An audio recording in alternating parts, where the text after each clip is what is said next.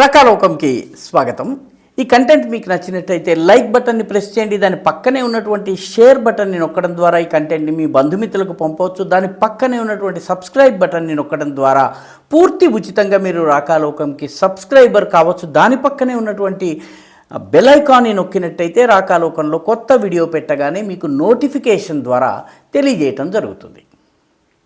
మిత్రులారా, దేశమంతా ఎన్నికల హడావిడి నడుస్తున్నటువంటి సమయంలోనే ఉత్తరప్రదేశ్లోని అలహాబాద్లో ఉన్నటువంటి లక్నో హైకోర్టు ఒక బెంచ్ ఒక కీలకమైనటువంటి తీర్పునిచ్చింది.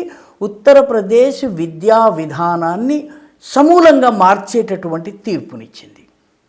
మద్రసా విద్య పేరిట ప్రభుత్వ వ్యయంతో, ప్రభుత్వ గుర్తింపుతోటి కేవలము మత విద్యని ఒక మతానికి చెందిన వాళ్లకు మాత్రమే బోధించేటటువంటి ప్రక్రియను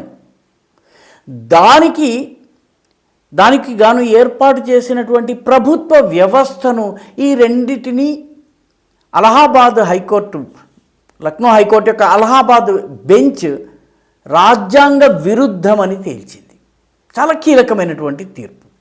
అంటే మద్రసా విద్య పేరిట ఒక మతం వాళ్ళకే విద్య బోధించటము, ఒక మతానికి సంబంధించిన విద్యనే బోధించటము, ఈ బోధిస్తున్న విద్యను ఉత్తరప్రదేశ్ ప్రభుత్వము గుర్తించటము, దానికి ఆర్థిక సహాయం చేయటము, ఆ డిగ్రీలను ఆ కోర్సెస్ని ప్రభుత్వము గుర్తించటము, వాటికి ఒక చట్టబద్ధత కల్పించటం ఏదైతే ఉందో ఇది రాజ్యాంగ విరుద్ధం. ఎందుకంటే రాజ్యాంగ స్ఫూర్తి ఏదైతే ఉందో స్ఫూర్తికి ఇది పూర్తిగా భిన్నము అని చెప్పి న్యాయస్థానం తీర్పునిచ్చింది.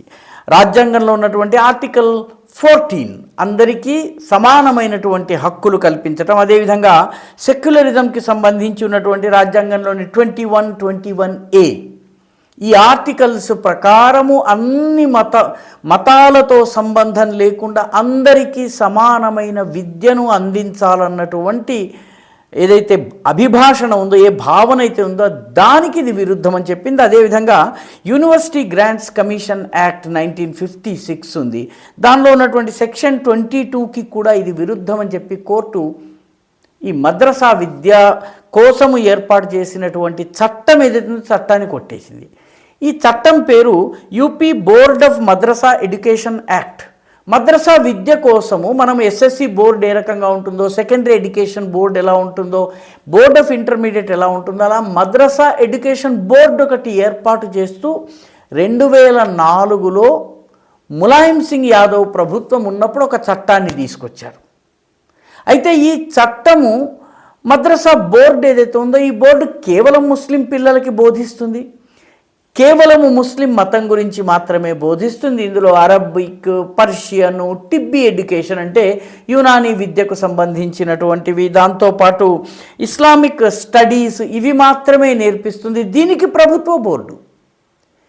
దీనిని న్యాయస్థానంలో అంశుమన్ సింగ్ రాఠోడ్ అనేటటువంటి ఒక న్యాయవాది సవాలు చేశాడు. ఆయన కోర్టుకు వెళ్ళాడు, ఈ కేసుని ఫైట్ చేశాడు. ఈ మద్రసా బోర్డు ఏదైతే ఉందో ఈ బోర్డు నియామకము రాజ్యాంగ విరుద్ధమని సుప్రీంకోర్టు చెప్పేసింది.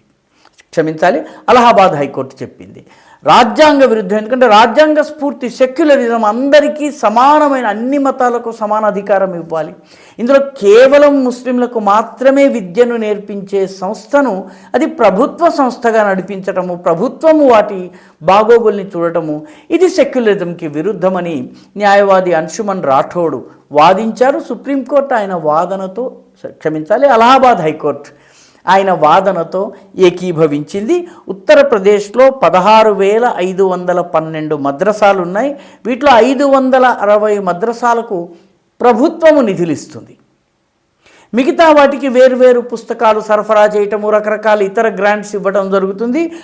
ఇవి కాకుండా 8,449 మద్రసాలు గుర్తింపు లేకుండా నడుస్తున్నాయి. కాబట్టి ఈ ఓవరాల్గా మద్రసా విద్య పేరిట మత విద్యను అందించటము, మత విద్యను ప్రైవేట్గా అందిస్తే ఎవరికి అభ్యంతరం లేదు. వేద విద్యా పాఠశాలలు ఉన్నాయి, ప్రైవేటుగా వేద విద్యను బోధిస్తాయి, అందులో అభ్యంతరం ఏమీ లేదు. ఆ రకంగా మత విద్యను బోధించి ప్రైవేటుగా బోధిస్తే ఎవరు కూడా అభ్యంతర పెట్టడానికి లేదు. ప్రభుత్వం ఒక బోర్డును పెట్టి ఆ బోర్డు ఆజమాయిషిలో ఈ స్కూళ్ళు నడవడం ఏదైతే ఉందో ఇది రాజ్యాంగంలో ఉన్నటువంటి సెక్యులరిజం భావనకి విరుద్ధమని చెప్పి న్యాయస్థానం చెప్పింది. మొత్తానికి దీన్ని తొలగించేసింది. ఇప్పటికే అస్సాం ప్రభుత్వం కూడాను, అస్సాం ప్రభుత్వము మద్రసాలకు నిధులు ఇచ్చేది, మద్రసాలని నడిపించేది. అస్సాంలో ఇప్పటికే బంగ్లాదేశీ చొరబాటుదారుల సమస్య ఉన్నటువంటి చోట ప్రభుత్వ ఖర్చుతోటి మద్రసాలను నిర్వహించడం జరుగుతూ వచ్చింది, దశాబ్దాలుగా జరుగుతూ వచ్చింది ఈ పని. హిమాంత విశ్వశర్మ ముఖ్యమంత్రి అయిన తరువాత ఈ మద్రసాలన్నిటినీ కూడాను ప్రభుత్వ స్కూళ్ళుగా మార్చేశారు. అస్సాంలో ప్రభుత్వం సంస్కృత విద్యాలయాలను కూడా, అంటే వేద విద్యాలయాలను కూడా నడిపించే సంస్కృత్ టూల్స్ అంటారు వాటిని, TOL టూల్.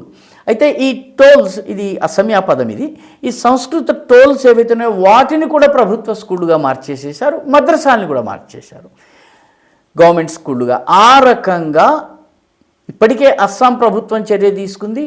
అదే బాటలో ఉత్తరప్రదేశ్ ప్రభుత్వం కూడా ఇప్పుడు ఈ అలహాబాద్ హైకోర్టు ఆదేశాలు జారీ చేసిన తన తీర్పులో చాలా స్పష్టంగా మద్రసా బోర్డుని ప్రభుత్వము నిర్వహించకూడదు. ములాయం సింగ్ తీసుకొచ్చినటువంటి 2004 నాటి చట్టం ఏదైతుందో అది రాజ్యాంగ స్ఫూర్తికి విరుద్ధము, రాజ్యాంగ విరుద్ధము, దాన్ని తీసేయాలి అని చెప్పింది. ఒక రకంగా నిజమైన సెక్యులరిజంకి ఇది నిదర్శనము. న్యాయస్థానం ఇచ్చినటువంటి తీర్పు ఏదైతే ఉందో ఇది అభినందనీయమైనటువంటి తీర్పు. ఉత్తరప్రదేశ్ ప్రభుత్వము తక్షణమే ఈ మద్రసా బోర్డు ఏదైతే ఉందో దాన్ని రద్దు చేసి ఈ స్కూళ్ళన్నింటినీ కూడాను ప్రభుత్వ స్కూళ్ళుగా మార్చి వీటి యాజమాన్యాన్ని నేరుగా తన చేతుల్లో గనక తీసుకోగలిగి అక్కడ సెక్యులర్ విద్యను, సైన్స్, సోషల్ స్టడీస్, మ్యాథమెటిక్స్ వంటి మిగతా అంశాలు ఏవైతే ఉన్నాయో వాటిని నేర్పించాలి. ఇప్పటి వరకు ఈ స్కూళ్ళలో ఈ secular subjects, science, social studies, English, ఇవి ఆప్షనల్. కావాలంటే నేర్చుకోవచ్చు, లేకపోతే లేదు. అక్కడ ఉన్నటువంటి ఒత్తిళ్లలో చాలామంది వీటిని నేర్చుకోవడానికి అంతగా ఇష్టపడని పరిస్థితి ఉంది. కాబట్టి మొత్తం మీద ఒక విప్లవాత్మకమైనటువంటి తీర్పును న్యాయస్థానం వెలువరించింది. అభినందనలు. ఉత్తరప్రదేశ్ ప్రభుత్వం, యోగి ఆదిత్యనాథ్ ప్రభుత్వము ఈ ఆదేశాన్ని ఆధారంగా తక్షణమే ఉత్తరప్రదేశ్లోని ఈ UP board of Madrasa education act ఏదైతే ఉందో ఆ యాక్టుని తొలగించవలసినటువంటి అవసరం ఉంది. నిజమైన సెక్యులరిజంలో ప్రభుత్వము మత విద్యను ప్రోత్సహించని అవసరం లేదు. మత విద్య ప్రైవేటుగా చెప్పడం వేరు, ప్రభుత్వము మత విద్యను ప్రోత్సహించడం ఏదైతే ఉందో కేవలము ఇది ఓట్ బ్యాంక్ పాలిటిక్స్, ఇది పోవలసినటువంటి అవసరం ఉంది. ఈ వీడియో మీకు నచ్చినట్టయితే లైక్ చేయండి, షేర్ చేయండి, ఈ ఛానల్కు సబ్స్క్రైబ్ చేయండి. మీ అభిప్రాయాన్ని కమెంట్ల రూపంలో తప్పనిసరిగా పంపించండి.